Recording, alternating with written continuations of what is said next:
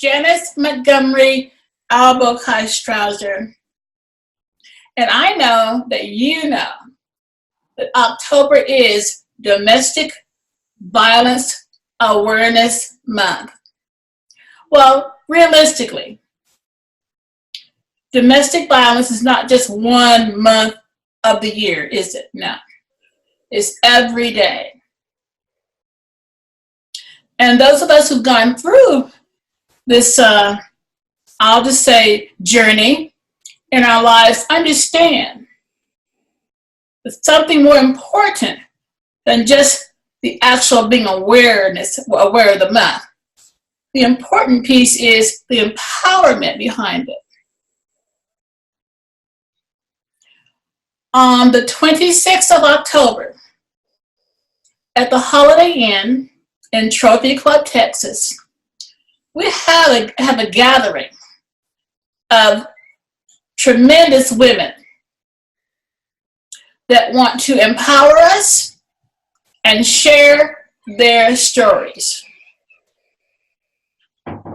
Now, last year, we had a domestic violence awareness conference, and I was taken aback at the lack of empowerment during that conference. So the second annual Domestic Violence Awareness Empowerment, yes, Empowerment Conference is about the journey that women have taken at that time in their lives, but they're not there anymore. And we want to share the stories of empowerment with you, our audience, our friends, our neighbors, and also allow you to understand what to look for. It may be a friend, a relative, a neighbor, or even yourself. As a domestic violence survivor, it doesn't always have to be that you beat up, right? No. Physical abuse is just one part of it. It's mental, emotional, financial.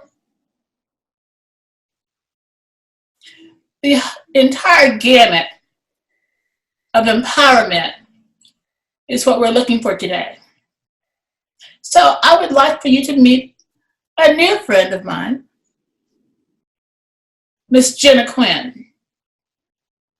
Jenna is an advocate, one of the first ones I've met, really.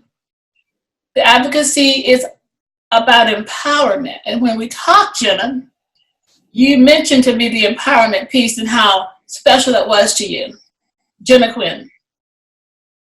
Hi, yes, Jenna Quinn. The empowerment piece is really what makes all the difference in the world for women, because so many women can understand and relate to feeling less than in relationships, right? Feeling less than in childhood, you know, through the way they grew up in their home or the different relationships that they've had in their lives. I mean, you know, at some point or another, we can usually all find some way that we have somehow been victimized by someone. And oftentimes, you know, especially with domestic violence and sexual abuse, that is usually over 90% of the time someone that you know and trust.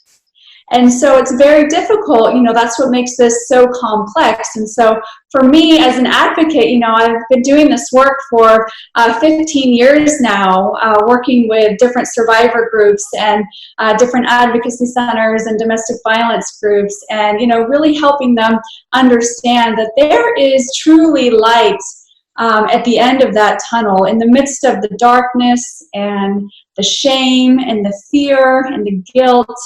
And the anxiety, and there's a lot of fear of the unknown oftentimes, because if you've been in an abusive situation for so long, you know, it's difficult to imagine, you know, what's life like without that.